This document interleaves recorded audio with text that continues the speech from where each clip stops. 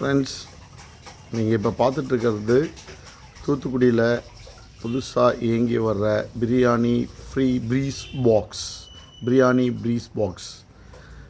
Very ஃபேமஸாக இருக்குங்க கடை. நல்ல இங்கே சிக்கன் பிரியாணி, பீஃப் பிரியாணி, தவா கறி, சிக்கன் ஃப்ரை,